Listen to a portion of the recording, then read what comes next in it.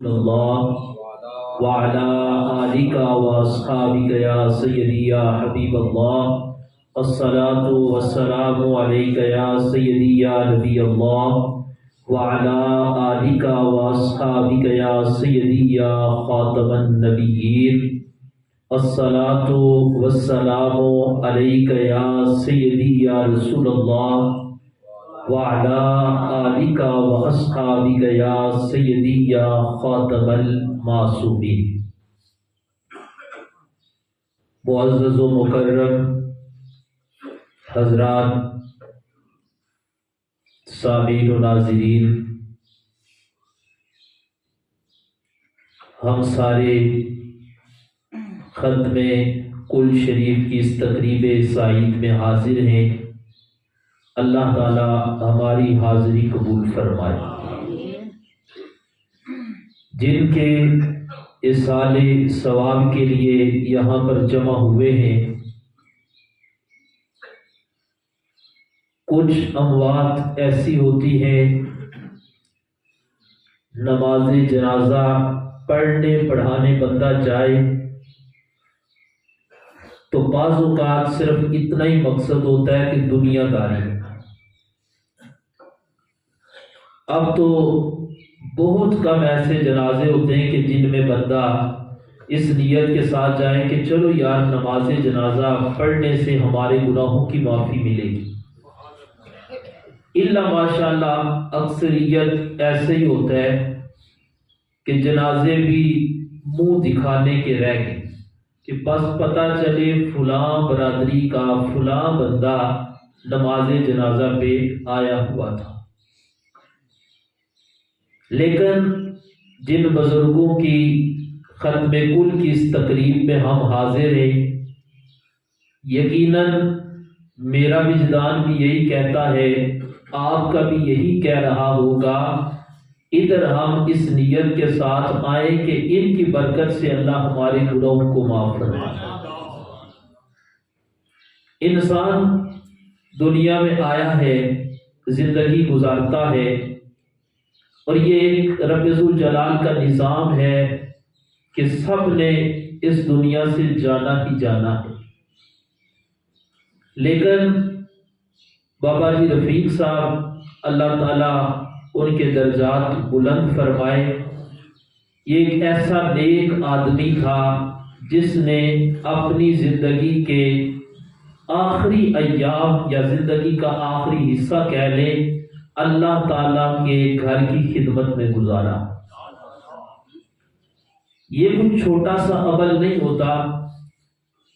صبح نماز فجر کے لیے اٹھنا بھی بڑا مشکل ہوتا ہے، اور اگر کوئی کہے کہ باقاعدگی کے ساتھ کوئی بندہ فجر کی نماز جا کے جماعت کے ساتھ پڑھتا ہو، وہ بھی بڑا خوش قسمت بنتا ہے۔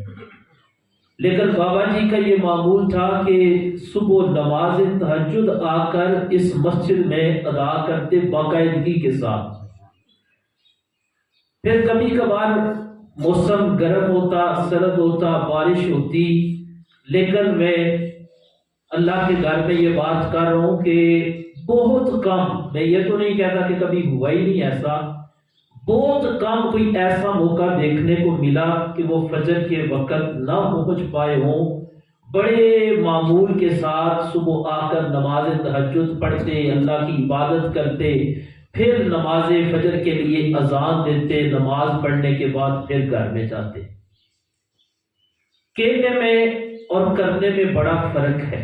یہ بات آج ہمارے لیے بیان کرنا بہت آسان ہے کہ وہ بابا جی بہت نیک آدمی تھے، تہجد گزار تھے، لیکن انہوں نے بڑے معمول کے ساتھ اپنی زندگی میں یہ کام کیے۔ میں اپنی زندگی میں جن بندوں کی قسمت پر رشک کرتا ہوں، میں کہتا ہوں یار یہ بندہ بڑا ہی خوش قسمت ہے۔ میں نے کبھی مالداروں کے مال پر تو رشک کیا نہیں، دنیا داروں پر رشک کیا نہیں، ہمیشہ رشک کرتا ہوں ان پر کہ جو اعمال میں ہم سے سبقت لے جاتے ہیں، جو ایمان میں افضل ہوتے ہیں، اعمال میں افضل ہوتے ہیں۔ جن بندوں پر رشک کرتا ہوں ان میں سے ایک بابا جی رفیق صاحب تھے کہ جو اتنا زیادہ اللہ کے گھر سے محبت کرتے تھے۔ میرے مزاج سے آپ واقف ہیں، میں ان چیزوں کا عادی کوئی نہیں، ادھر بیٹھ کر اللہ رسول کی تعریف کرنی چاہیے، بندوں کی تعریف نہیں کرنی چاہیے۔ لیکن جو بندہ اس قابل ہو، جس طرح میرے اور آپ کے کریم محبوب کا فرمان آج میں حدیث میں پڑھ رہا تھا، سرکار نے فرمایا جب تم کسی بندے کو دیکھو کہ اس کا مسجد کے ساتھ تعلق مضبوط ہے، یعنی مسجد میں آنا جانا اس کا لگا رہتا ہے، مسجد کے ساتھ باقاعدگی کے ساتھ آتا ہے، اللہ کے گھر سے تعلق مضبوط ہے، فرمایا تم اس بندے کے ایمان کی گواہی دو، یعنی جس کا اللہ کے گھر کے ساتھ تعلق مضبوط ہے۔ بابا جی رفیق صاحب اللہ تعالیٰ ان کے درجات بلند فرمائے، ان کا اللہ کے گھر کے ساتھ بڑا گہرا تعلق تھا۔ میں یہ بات بھی اگر کہوں تو کوئی حرج نہیں کہ ہم مسجد کے ہم جتنے حضرات نمازی ہیں، سب سے گہرا تعلق ان کا، بڑی باقاعدگی سے مسجد میں آنا، دروازہ کھولنا، پھر ان کو فکر ہوتی تھی کہ میں مسجد کا دروازہ بند کر کے پھر گھر واپس جاؤں۔ تو یہ ایک بہت بڑی سعادت مندی ہے کہ اللہ کے گھر کو جو بندہ آباد کرتا ہے، اللہ اس کے دل کو آباد فرما دیتا ہے۔ پھر اس جمعۃ المبارک کی بات ہے، ان کی طبیعت خراب تھی، تو جمعے کی نماز کے بعد میں تھا اور کچھ ایک دو دوست تھے، ہم نے کہا کہ اس طرح کریں، آپ کی طبیعت خراب ہے تو کچھ دن آرام کر لو، ٹھنڈ لگی ہوئی ہے تو کچھ دن آرام کر لو۔ تو کہنے لگے قاری صاحب کوئی پتہ نہیں زندگی کی آخری نماز کون سی ہے۔ میں نے کہا کہ کچھ دن آرام کر لو، اللہ تعالیٰ آپ کو صحت دے، اور بڑا ایک ادب احترام کا رشتہ اور بڑے خلوص کا رشتہ۔ اور میں صبح بھی یہ دعا کر رہا تھا کہ اللہ نے جس طرح بابا جی رفیق صاحب جیسا نمازی ہمیں دیا ہے، اللہ ہر امام کو ایسا نمازی دے، یعنی اتنے خلوص والے، پیار والے، ادب احترام کے رشتے والے۔ تو میں نے کہا بابا جی آرام کر لو، تو کہنے لگے جو رہ جاتی ہے نا وہ دوبارہ پڑھنے نہیں ہوتی، اس لیے جو پڑھنے جائے نماز اپنے وقت پر نماز وہی ہوتی ہے۔ تو کہنے لگے کہ کوئی پتہ نہیں کب چلا جاؤں، لیکن جو وقت اللہ کے گھر میں گزر جائے وہی وقت بہتر ہے۔ تو جس دن آپ فوت ہوئے اس دن بھی صبح فجر کی نماز آ کر پڑھی ہے، جماعت کے ساتھ، اذان تو نہیں پڑھ سکے ہمارے مولوی جاوید صاحب نے، اور یہ دونوں ان کا آپس میں بڑا اتفاق، دوستی کی بات ہے، خوش قسمتی والی بات ہے۔ اللہ ہر کسی کو ایسے دوست دے کہ صبح یہ بھی اپنے گھر سے نکلتے اور ان کو کہتے آؤ چلے مسجد میں۔ یار اس دور میں کس لیے کہ مسجد میں چل کر نماز تہجد کو ادا کرتے ہیں۔ اب ہے تو یار فرض نماز کی توفیق نہیں، تو یہ اللہ کا فضل ہے، اس کا کرم ہے کہ اللہ نے ان کو نماز تہجد کی توفیق عطا فرمائی ہے۔ تو اللہ سے دعا کیا کریں اللہ تعالی ہمیں بھی ایسی زندگی عطا فرمائے جو ہم اللہ کے دین کے ساتھ وفا کریں، اللہ کے گھر کے ساتھ وفا کریں۔ اور زندگی یہی ہے اصل میں۔ کل جب ان کا چہرہ میں نے بھی دیکھا، آپ سب نے دیکھا ہوگا، بہت کم ایسا ہوتا ہے۔ مجھے ایک دوست کہنے لگے اسی محلے کے کہ جب ان کو قبر میں رکھیں گے تو کوشش کرنا کہ ان کے سر کی طرف مصلی رکھ کے تو ان کا جو چہرہ ہے وہ قبلے کی جانب کرنا۔ میں نے انہیں کہا بھائی مجھے اتنا زیادہ تو نہیں پتا، آخر میں نے بھی جو دین پڑھا ہے، میں نے کہا ادھر چہرہ کرنے کی ضرورت نہیں، جس نے اتنی شان کے ساتھ زندگی گزاری ہے نا، اور اتنے ایمان کا پختہ آدمی ہے اور اتنے نیک اعمال کیے، میں نے کہا میں کہتا ہوں جا کے خود دیکھ لینا، ایسے بندوں کے چہرے کو قبلے کی جانب کرنے کی ضرورت نہیں پڑتی، خود بخود چہرہ ہو جاتا ہے۔ یعنی یہ نہیں ہو سکتا کہ بندہ دنیا دار سے وفا کرے تو دنیا دار اس کی عزت کی لاج نہ رکھے، جو اللہ کے دین سے وفا کرتا ہے، اللہ کے ساتھ تعلق مضبوط کرتا ہے، کبھی بھی اللہ تعالیٰ اس کو ذلیل نہیں ہونے دیتا، دنیا میں بھی عزت دیتا ہے، مرنے کے بعد بھی اللہ اس کو عزت عطا فرماتا ہے۔ اللہ تعالیٰ ہم سب کو ایسی زندگی گزارنے کی توفیق عطا فرمائے کہ جو زندگی گزار کر ہم دنیا سے جائیں تو ہمارا رب ہمارے ساتھ راضی ہو۔ میں نے قرآن مجید فرقان حمید میں سے سورہ عصر تلاوت کرنے کا شرف عظیم حاصل کیا ہے، جس کے اندر رب ذوالجلال فرماتا ہے والعصر، مجھے قسم ہے زمانے کی۔ اس لفظ عصر کی تفسیر میں بہت سے اقوال مفسرین نے بیان کیے. کسی نے کہا کہ اللہ نے نماز عصر کی قسم کھائی ہے کیونکہ دن کی نمازوں میں سب سے زیادہ فضیلت والی نماز نماز عصر ہے. کسی نے کہا اللہ نے مغرب سے پہلے کا جو وقت ہے اس کی قسم کھائی ہے. جمہور اقوال کے مطابق رب فرماتا ہے والعصر مجھے قسم ہے اپنے محبوب کے زمانے کی، کیونکہ وہ زمانہ ہے جو باقی زمانوں سے افضل ہے. رب فرماتا ہے والعصر مجھے قسم ہے اپنے محبوب کے زمانہ کی، ان الانسان لفی خسر بے شک انسان نقصان میں ہے. انسان سوچتا ہے میں بہت فائدے میں ہوں، اللہ فرماتا ہے ان الانسان لفی خسر، فرمائے یقیناً انسان خسارے میں ہے، نقصان میں ہے. مگر مالک کون نقصان میں ہے، کون فائدے میں ہے؟ فرمایا اللہ جس کو 4 چیزیں عطا فرما دے وہ فائدے میں ہے، اور جو ان 4 چیزوں سے محروم رہ جاتا ہے وہ نقصان میں ہے. کون سی؟ فرمایا الا الذین، الا مگر، الذین آمنوا وہ لوگ جو ایمان لائے. پھر کیا کیا؟ وعملوا الصالحات انہوں نے نیک اعمال کیے. پہلا ایمان، دوسرا فرمایا عاملوا الصالحات انہوں نے نیک اعمال کیے. تیسرا فرمایا وتواصوا بالحق جو حق کی تلقین کرنے والے ہیں، خود حق پر قائم رہنے والے ہیں اور دوسروں کو حق کی تلقین کرنے والے ہیں. چوتھا فرمایا وتواصوا بالصبر، فرمایا جو ایک دوسرے کو صبر کی ترغیب دلانے والے ہیں. اس صورت کے اندر امام شافعی رحمۃ اللہ علیہ فرماتے ہیں، آپ کہتے ہیں اگر کسی نے پورے قرآن کو سمجھنا ہو نا تو وہ سورہ عصر کو سمجھ لے، اس کی برکت سے اللہ پورے قرآن کی سمجھ عطا فرما دے. یعنی خلاصہ اللہ نے اس میں بیان فرما دیا انسان ہے ہی نقصان میں ہے، لیکن جب اسی انسان کو ایمان کی دولت مل جاتی ہے پھر وہ انسان نقصان میں نہیں رہتا، فائدے میں ہو جاتا ہے. اب اعمال صالح کیا ہیں، نیک اعمال کیا ہیں؟ حضرت سیدنا عبداللہ بن مسعود رضی اللہ تعالی عنہ آپ بیان کرتے ہیں، ہم حضور علیہ السلام کی خدمت میں حاضر تھے. کہتے ہیں ایک شخص آیا سواری پر سوار ہے، اس نے اپنی سواری کو بٹھایا، حضور کی خدمت میں آ کر حاضر ہوا اور آ کر کیا کہتے ہیں، یا رسول اللہ صلی اللہ علیہ وآلہ وصحبہ وسلم 9 دن ہو گئے مجھے سفر کرتے ہوئے، 9 دن سفر کر کے آپ کی بارگاہ میں پہنچا. اپنی سواری کی طرف اشارہ کر کے کہا میری سواری بھی کمزور ہو گئی ہے، میں راتوں کو جاگتا رہا ہوں، دن کو بھوکا رہا ہوں، 9 دن کے بعد آپ کے پاس پہنچا ہوں. میرے اور آپ کے قریب محبوب علیہ السلام نے فرمایا، سرکار نے فرمایا کس مقصد کے لیے اتنی تکلیف اٹھائی ہے، 9 دن سفر بھی کیا، یہاں پر پہنچے.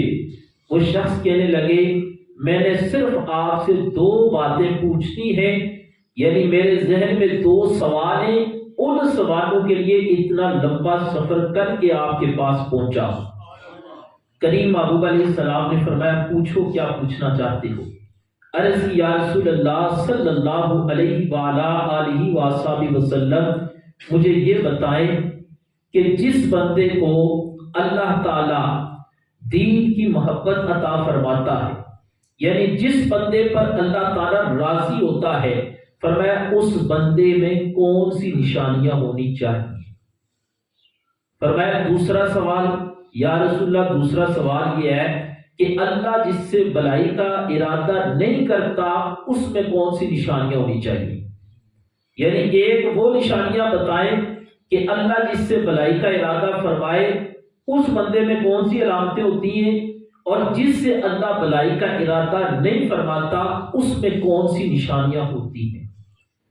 امام الانبیاء علیہ الصلوۃ والتسلیم نے آپ نے اس پر کوئی قرآن کی آیات نہیں پڑھی، بہت لمبا واضح نہیں فرمایا، کیونکہ بات بھی لوگوں کی عقل کے مطابق ہونی چاہیے۔ بعض اوقات بات بڑی ہوتی ہے، لوگوں کی عقل چھوٹی ہوتی ہے، اس کا غلط مطلب لے لیا جاتا ہے۔ امام الانبیاء کا انداز دیکھو، سرکار نے اس پر کوئی آیات نہیں پڑھی، احادیث نہیں بیان کی۔ کریم محبوب نے فرمایا سوال تمہارا بڑا اچھا ہے کہ جس کو اللہ جس سے راضی ہوتا ہے اس کی علامتیں کیا ہیں، جس سے اللہ بلائی کا ارادہ نہیں فرماتا اس کی علامتیں کیا ہیں۔ سرکار نے فرمایا تم بتاؤ کہ تم نے آج صبح کس حالت میں کی ہے۔ اس شخص عرض کرنے لگے یا رسول اللہ میں نے اس حالت میں صبح کی، بلائی کے ساتھ، بلائی والوں کے ساتھ اور بلائی پر عمل کرنے والوں کے ساتھ میں محبت کرتا ہوں۔ آسان لفظوں میں نیکی کے ساتھ محبت کرتا ہوں، جو نیک کام کرتے ہیں ان کے ساتھ محبت کرتا ہوں، جو نیک کام کرنے کی ترغیب بھی دلاتے ہیں اور خود عمل بھی کرتے ہیں، یا رسول اللہ میں ان سب کے ساتھ محبت کرتا ہوں۔ میرے اور آپ کے کریم محبوب علیہ السلام نے فرمایا اللہ جس سے بلائی کا ارادہ فرماتا ہے اس بندے کے اندر یہ علامتیں ہوتی ہیں۔ میرے محبوب نے فرمایا اور کیا؟ وہ شخص عرض کرنے لگا یا رسول اللہ میری یہ کوشش ہوتی ہے کہ ہر وقت نیک عمل کروں، یا رسول اللہ اگر میں نیکی سے محروم رہ جاؤں، کوشش کرتا ہوں نیکی کروں، جب نیکی سے محروم رہ جاؤں مجھے بڑی تکلیف ہوتی ہے، بڑا افسوس ہوتا ہے، فلاں نیک عمل رہ گیا، یا رسول اللہ جب نیکی سے محروم رہتا ہوں تو اس وقت افسوس ہوتا ہے۔ میرے اور آپ کے کریم محبوب نے فرمایا اللہ جس سے بلائی کا ارادہ فرماتا ہے اس بندے کی یہ نشانیاں ہوتی ہیں، یعنی کیا کہ وہ ہمیشہ نیکی کے کاموں میں لگا رہتا ہے۔ عرض کی یا رسول اللہ جس کے ساتھ اللہ بلائی کا ارادہ نہیں فرماتا اس کی علامتیں کون سی ہیں؟ امام الانبیاء نے فرمایا اس کا الٹ سمجھ لو، یعنی جس کے اندر نہ نیکی کی توفیق ہوتی ہے، نہ نیکی سے محبت ہوتی ہے، نہ خوف خدا ہوتا ہے، فرمایا اللہ اس سے بلائی کا ارادہ نہیں فرماتا۔ حدیث کے اگلے الفاظ ہیں، اللہ کے محبوب علیہ السلام نے فرمایا جس سے اللہ بلائی کا ارادہ نہیں فرماتا وہ شخص بے شک برباد ہو جائے، اللہ کو اس کی کوئی پرواہ نہیں ہے۔ اس لیے نیک اعمال کیا ہے کہ ہر وقت بندے کے اندر نیکی کا جذبہ رہنا چاہیے، ہر وقت بندے کی یہ سوچ ہو کہ یار میری زندگی میں کوئی بھی ایسا عمل نہ رہ جائے جو میں نہ کروں، اپنی زندگی کے ایک ایک لمحے میں مجھے اپنے رب کی عبادت کرنی چاہیے۔ آگے فرمایا وَتَوَاصَوْا بِالْحَقِّ، دوسری علامت یہ ہے فرمایا وہ بندہ حق کی ترغیب دلاتا ہے۔ ایک ہوتا ہے بندہ خود نیک اعمال کرے، ایک ہوتا ہے بندہ دوسروں کو نیک اعمال کی دعوت دے۔ نیک اعمال کی دعوت دینے میں کوئی حرج نہیں۔ مجھے بڑے اچھے طریقے سے یاد ہے کہ بابا جی رفیق صاحب کو اکثر کیونکہ تہجد گزار آدمی تھے تو ایک دوسرے کو دعا کے لیے کہنا یہ رسول اللہ کی سنت ہے۔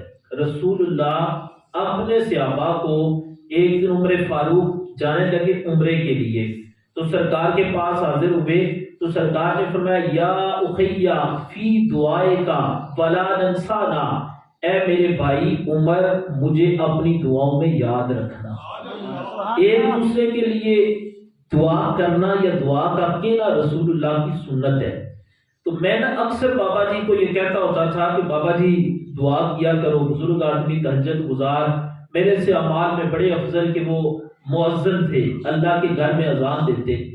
تو مجھے کہنے لگے کہ آپ کی ایک ہی نیکی بڑی ہے۔ میں نے کہا کون سی؟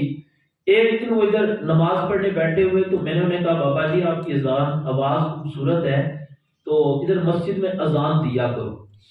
میں کل بھی یہ سوچ رہا تھا کہ بندہ کہتا رہے، کسی کو دعوت دیتا رہے، کوئی پتہ نہیں کہ کون سا وقت قبولیت کا ہو، اللہ بندے کی بخشش کا ذریعہ بنا دیتا ہے۔ تو کہنے لگے ایک دن جو آپ نے کہا تھا نا کہ اذان دیا کرو، آپ نے ایک دفعہ کہا تھا تو میرے ذہن میں وہ بات آئی کہ چلو یہ کام شروع کر دوں۔ اب انہوں نے کتنی اپنی زندگی میں اذانیں دی، اذان وہ دیتے رہے لیکن ان کو بھی ثواب ملتا رہا، مجھے بھی ثواب ملتا رہا۔ ایک ہے اپنا سوچنا، ایک ہے دوسروں کا سوچنا۔ حضرت امام شافعی رحمۃ اللہ علیہ فرماتے ہیں کہ ایک دن میں گزر رہا تھا، رات ہو گئی، مسافر تھا، تو میں امام محمد کے ہاں میں نے قیام کیا، رات گزاری۔ اب امام محمد کوئی عام بندہ نہیں، امام اعظم ابو حنیفہ کے پاس امام محمد گئے، جا کر کہنے لگے میں پڑھنے آیا ہوں۔ تو امام اعظم ابو حنیفہ نے فرمایا جاؤ جا کر قرآن پاک حفظ کرو، جب حفظ مکمل ہو گیا اس کے بعد درس نظامی پڑھنے کے لیے میرے پاس آ جانا۔ امام محمد کی ذہانت دیکھو، امام محمد چلے گئے، ایک ہفتہ گزرا، ہفتے کے بعد دوبارہ امام اعظم کے پاس آئے۔ امام اعظم نے فرمایا بچے میں نے کہا تھا جاؤ جا کر حفظ کرو، تم پھر آ گئے ہو۔ آپ نے کہا آپ نے صرف فرمایا تھا، میں نے جا کر دن رات ایک کیا، ایک ہفتے میں مکمل قرآن پاک کو میں نے حفظ کر لیا۔ امام شافعی کہتے ہیں اس امام محمد کے پاس میں رات ٹھہرا، کہتے ہیں میں نے کیا کیا اور امام محمد نے کیا کیا؟ کہتے ہیں رات کو میں مصلی پر کھڑا ہو گیا، امام شافعی کہتے ہیں میں نماز پڑھتا رہا، نفل پڑھتا رہا، امام محمد اپنے بستر پر لیٹے رہے۔ کہتے ہیں مجھے بڑی حیرانگی ہوئی کہ اتنا نام سنا تھا، بہت بڑا عالم ہے، مجاہد ہے، اور پوری رات بستر پر گزار دی ہے، اور میں نے پوری رات مصلی پر گزار دی ہے۔ کہتے ہیں صبح کا وقت ہوا، امام محمد اٹھے اور اٹھ کر مصلی پر کھڑے ہو گئے۔ مجھے بڑا تعجب ہوا کہ رات پوری بستر پر رہے، صبح اٹھے تو مصلی پر کھڑے ہو گئے، میں نماز پڑھتا رہا، یہ لیٹے رہے۔ کہتے ہیں بالآخر میں نے سوال کر دیا، امام محمد سے پوچھ لیا کہ حضرت مجھے بڑی تکلیف ہوئی ہے، بڑا نام سنا تھا، بڑے نیک آدمی ہو، یہاں پہ پہنچو تو کچھ اور دیکھا ہے۔ آپ نے کہا تم نے کیا دیکھا؟ امام شافعی کہنے لگے میں مصلی پر نفل پڑھتا رہا، آپ بستر پر لیٹے رہے، اٹھے ہو تو وضو بھی نہیں کیا اور اٹھ کر تہجد کے لیے کھڑے ہو گئے ہو۔ آپ نے کہا میاں میں پوری رات سویا نہیں ہوں، تم نفل پڑھتے رہے ہو، نفلی عبادت کرتے رہے ہو، میں بستر پر لیٹا۔ تو جب بندہ بستر پر لیٹتا ہے جو باتیں نہیں یاد ہوتی وہ بھی یاد آ جاتی ہیں۔ کہتے ہیں میں نے پوری رات کیا کیا، تم نے کیا کیا؟ تم نے نفل پڑھے اپنے لیے، فائدہ پہنچے گا تمہیں۔ کہتے ہیں میں پوری رات بستر پر لیٹا رہا، قرآن پاک سے 1000 مسائل میں نے تلاش کیے۔ کہا تمہارے نفلوں کا فائدہ تمہیں ضرور ملے گا، وہ فائدہ تمہاری ذات کو، جو کام میں نے کیا۔ فرمایا میرے محبوب کے آنے والی جو امت ہے قیامت تک جو 1000 مسئلہ میں نے قرآن سے نکالا ہے، فرمایا قیامت تک حضور کی امت کو اس کا فائدہ پہنچتا رہے۔ یعنی یہ ہے، ایک ہے خود وتواصوا بالحق، بندہ خود نیکی کے کام کرے، ایک ہے دوسروں کو بندہ دعوت دیتا رہے، ترغیب دلاتا رہے، کسی نہ کسی طریقے سے، لازمی نہیں کہ ترغیب دلانے کے لیے عالم ہوگا تو ترغیب دلائے گا، خود کوئی بھی بندہ کوشش کر سکتا ہے، دوسروں کو دعوت دیتا رہے، ترغیب دلاتا رہے، تو اس کی بے شمار برکتیں بندے کو حاصل ہو سکتی۔ آگے فرمایا وتواصوا بالحق کے بعد وتواصوا بالصبر، فرمایا وہ ایک دوسرے کو صبر کی ترغیب دلاتے، وصیت کرتے۔ انسان جب اپنی زندگی کے ایام کو گزارتا ہے اس میں طرح طرح کے مسائل آتے ہیں، کبھی خوشی ہے، کبھی غمی ہے، کبھی نقصان ہے، کبھی فائدہ ہے۔ ان تمام معاملات کے اندر حکم یہ ہے کہ فرمایا انسان صبر سے کام لے۔ حدیث مبارکہ کا مفہوم ہے، امام الانبیاء نے فرمایا جن بندوں کی دعا اللہ قبول کرتا ہے ان میں سے ایک نشانی یہ ہے جو بندہ ہر خوشی کے وقت اور ہر غمی کے وقت اللہ کی رضا پر راضی ہوتا ہے، فرمایا اللہ تعالیٰ اس بندے کی دعا کو اپنی بارگاہ میں قبول فرما لیتا ہے۔ میرے اور آپ کے کریم محبوب فرماتے ہیں انسان اپنی زندگی گزارتا ہے، اس کی زندگی میں خوشی غمی آتی رہتی ہے، اس کو مصیبتیں تکلیفوں کا سامنا کرنا پڑتا ہے، فرمایا ہر ملنے والی تکلیف پر جب بندہ صبر کرتا ہے، برداشت کرتا ہے، حضور فرماتے ہیں جب بندہ دنیا سے جاتا ہے اس دنیا میں اس کو جو تکلیفیں ملتی ہیں ان پر صبر کرتا ہے، فرمایا اس صبر کی برکت سے اللہ اس بندے کے گناہوں کو معاف فرما دیتا ہے۔ حضور فرماتے ہیں اس دنیا میں بندے کو تکلیف ملے، بندہ اس پر اللہ کی رضا پر راضی ہو جائے، قیامت کے دن اللہ تعالیٰ اس بندے کے درجات کو بلند فرمائے گا، اس کو عزت عطا فرمائے گا۔ پھر کیا ہوگا؟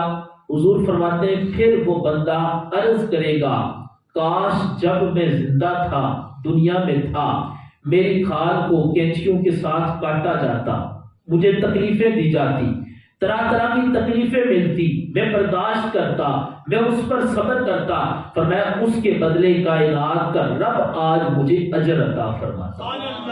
اس لیے ہر مسلمان کو کوشش کرنی چاہیے کہ جب بھی کوئی ایسا موقع آئے، دکھ تکلیف آئے، تو اللہ کا قرآن کہتا ہے وَتَوَاصَوْا بِالصَّبْرِ، کہ ہم ایک دوسرے کو صبر کی تلقین کریں۔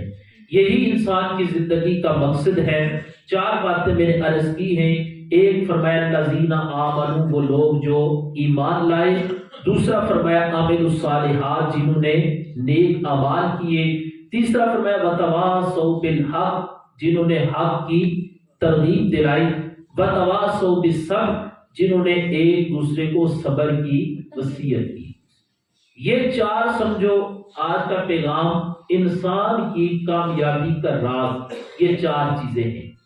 جو بندہ ان 4 کو اپنا لیتا ہے وہ بندہ فائدے میں ہے، اور جو ان 4 چیزوں سے محروم رہ جاتا ہے وہ بندہ نقصان میں ہے۔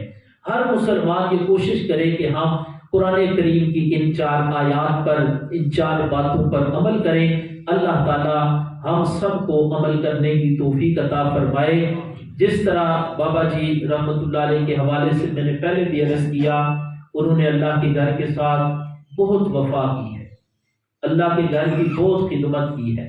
خدمت صرف پیسہ دینے کا نام نہیں، خدمت اپنا وقت دینا ہے۔ وقت پیسے سے بھی زیادہ قیمتی ہوتا ہے۔ اپنا وقت دیا۔ انہوں نے بڑی کوشش کی کہ میں اللہ کے گھر کو آباد کروں۔ جس طرح انہوں نے کوشش کی ہے اس طرح ہم سب کو کوشش کرنی چاہیے۔ دیکھو دنیا بھی بن گئی ہے اور آخرت بھی بن گئی ہے۔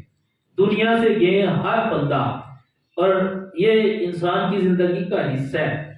یہ نہ کہے کہ جی کوئی کیا کہہ رہا ہے، کوئی بھی بندہ جو اچھا کام کرتا ہے نا، یہ ہو نہیں سکتا کہ اس کی مخالفت نہ ہو۔ جب وہ اذان پڑھتے تھے اعتراض تب بھی ہوتے تھے، کوئی کہتا تھا بہت لمبی ہو جاتی ہے، کوئی کہتا ہے درود پاک زیادہ پڑھتے ہیں، طرح طرح کی باتیں ہوتی تھی۔ مقصد یہ ہے کہ جب بھی کوئی نیکی کا کام کرے تو اس میں رکاوٹیں بنتی ہیں۔ نیکی کے کاموں میں بڑی بڑی باتیں سننی پڑتی ہیں، لیکن باتیں سننے کے بعد، رکاوٹوں کا سامنا کرنے کے بعد جو مقام اللہ تعالیٰ بندے کو عطا فرماتا ہے وہ دنیا میں بھی دیتا ہے، آخرت میں بھی عطا فرماتا ہے۔ اللہ تعالیٰ ہم سب کو ان کے نقش قدم پر چلنے کی توفیق عطا فرمائے، ہم سب کو اللہ اپنی محبت عطا فرمائے۔ مجھے کل ان کے بیٹے بتانے لگے کہ ایک تو یہ ہے کہ ادھر رہ کر اللہ کی عبادت، کہتے ہیں جب وہ ہاسپٹل میں تھے تو اس وقت بھی وہاں پر بھی درود پاک پڑھتے ہیں، اور پھر جب بھی ان کی آنکھ کھلتی تو کہتے مجھے نماز پڑھنے دو۔ یعنی جدھر بندے کی دلچسپی ہو جس کام میں، ادھر ہی بندے کا شوق لگ جاتا ہے۔ بندہ اپنی زبان پر جو الفاظ رکھتا ہے نا، خدا نخواستہ کسی بندے کی زندگی میں وہ بے ہوش ہوتا ہے، جس طرح کے بھی مسائل ہوتے ہیں، تو اپنی زبان پہ جو الفاظ رکھتا ہے اس وقت بھی وہی الفاظ آتے ہیں۔ یعنی وہ ہر وقت اللہ اللہ کرتے تھے، درود پاک بڑی کثرت کے ساتھ۔ اور دیکھو کہ مرنے کے بعد ان کا جو چہرہ تھا نا، چہرہ بتا رہا تھا کہ خوف خدا والا بندہ کیا ہے، چہرہ بتا رہا تھا کہ رسول اللہ کی محبت والا بندہ کیا ہے، چہرہ بتا رہا تھا کہ رسول اللہ کے صحابہ سے پیار کرنے والا بندہ کیا ہے، چہرہ بتا رہا تھا کہ اس دنیا سے اہل بیت اطہار کی محبت لے کر یہ بندہ دنیا سے گیا ہے، کیونکہ دنیا میں رہ کر انہوں نے اپنا وقت، زندگی کا لمحہ لمحہ اللہ کی عبادت کی، اور اللہ نے ان کا مرنا ہمارے لیے مثال بنا دیا ہے کہ اگر ہم بھی اپنی زندگی ایسے گزاریں گے تو اللہ تعالیٰ دنیا میں بھی عزت عطا فرمائے گا، آخرت میں بھی عزت عطا فرمائے گا۔ اللہ تعالیٰ ہم سب کو عمل کی توفیق عطا فرمائے۔ آج کی جو رات ہے یہ بڑی برکتوں والی رات ہے۔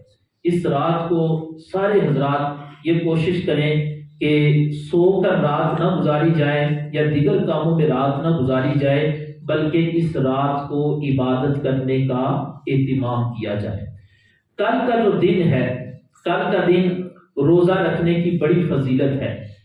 حضور علیہ السلام نے فرمایا جو بندہ اس رات کو عبادت کرے، اگلے دن کا روزہ رکھے، فرمایا اللہ تعالیٰ اس کو 100 سال کی عبادت کا ثواب عطا فرمائے۔ اس لیے سارے حضرات یہ کوشش کریں کہ آج کی رات عبادت کرنے کا اہتمام کریں اور کل کے دن کو روزہ رکھیں۔ اللہ تعالیٰ عمل کی توفیق عطا فرمائے۔ ایک آخری بات میں عرض کر کے گفتگو کا اختتام کرتا ہوں۔ سیاسی ماحول بڑے عروج پر ہے۔ میری ایک عادت ہے کہ میں مسائل پر بات نہیں کرتا، لیکن حق بات بندے کو بیان کرنی چاہیے۔ تمام سیاسی باتوں سے ہٹ کر گلیوں میں ادھر آپ چلے جائیں، دائیں بائیں دیکھیں جو ماحول بنا ہوا ہے، اس میں ایک چیز دیکھ کر مجھے بہت تکلیف ہوتی ہے۔ وہ یہ ہے کہ سیاسی اختلافات سب کے ہوتے ہیں، سیاست سے اختلاف ہے، اللہ رسول سے اختلاف نہیں۔ مثال کے طور پر میرے دروازے پر 5 سیاسی پارٹیاں اپنے اپنے اشتہار لگا کر چلی جائیں، مجھے بتاؤ جب میں دیکھوں تو مجھے کیا کرنا چاہیے؟ وہ اشتہار وہاں سے پھاڑ کر گلی پہ کرانے چاہیے؟ جی کیا کرنا چاہیے؟ ادب کا تقاضا دیکھو، اختلاف سیاسی پارٹی سے ہو سکتا ہے، اللہ رسول سے اختلاف نہیں ہو سکتا۔ ادب کا تقاضا یہ ہے اشتہار کسی مسلک کا ہو، اشتہار کسی سیاسی پارٹی کا ہو، اختلاف مسلک کے نظریے سے ہو سکتا ہے، اختلاف سیاسی پارٹی کے نظریے سے ہو سکتا ہے، اوپر اللہ رسول کا جو نام لکھا ہوا ہے اس سے کسی کا اختلاف نہیں ہو سکتا۔ کوشش کرو، مثال کے طور پر میرے دروازے کے باہر اگر کوئی لگا جاتا ہے 5 پارٹیاں اپنے اپنے اشتہار، تو اب اخلاقی طور پر مجھے یہ کرنا چاہیے، اگر میرا نظریہ نہیں ملتا ان کو اتار کر کسی ڈبے میں ڈال دو، بجائے اس کے کہ وہاں سے اتار کر گلی میں۔ اب میں اکثر جب وہاں سے گزرتا ہوں گلی سے، آپسی اختلافات ہیں، لیکن آپسی اختلافات کا یار یہ مطلب تو نہیں، ظاہر بات ہے کسی بھی پارٹی کا کوئی بندہ ہے، کسی کے نام کے ساتھ محمد لکھا ہوگا، کسی کے نام کے ساتھ احمد ہوگا، حسن ہوگا، حسین ہوگا، علی ہوگا، تو نام تو عزت والے ہیں نا، نام تو ادب والے۔ تو اس لیے سیاسی اختلافات میں مقدس اوراق کا ادب کرنا ہر مسلمان پر ضروری ہے۔ اسی طرح کسی بھی مسلک کا اشتہار ہو، دیکھو مسلک کے نظریے سے اختلاف ہو سکتا ہے، لیکن اوپر جو نام لکھے ہوتے ہیں، اللہ کا نام ہے، رسول اللہ کا نام ہے، صحابہ کا نام ہے، اہل بیت اطہار کے نام ہے، ائمہ کے نام ہے، تو اس لیے کوشش یہ کرنی چاہیے کہ جہاں پر بھی مقدس اوراق اگر نیچے گرے ہوئے تو اٹھا کر محفوظ جگہ پر رکھ دو۔ اگر آپ کا کسی سے اختلاف ہے تو خدارا اختلاف میں اللہ رسول کے ناموں کی توہین نہ کرو، اختلاف اپنی ذاتیات کا رہنے دو، ان ناموں کا ادب احترام کرنا سیاست نہیں ہے، ایمان ہے۔ تو اپنے ایمان کو بچانے کے لیے کم از کم یہ کوشش کریں، اگر گلی میں پڑے بھی ہوئے ہیں یار 100 اختلاف اپنی جگہ، سیاسی پارٹی سے آپ پارٹی کو نہ دیکھو، اللہ رسول کا نام دیکھو، یار نیچے پڑا ہوا ہے تو آپ کو اس پر جزا بھی اللہ نے ہی عطا فرمانی ہے۔ اللہ تعالی عمل کی توفیق عطا فرمائے۔ وما علینا الا البلاغ۔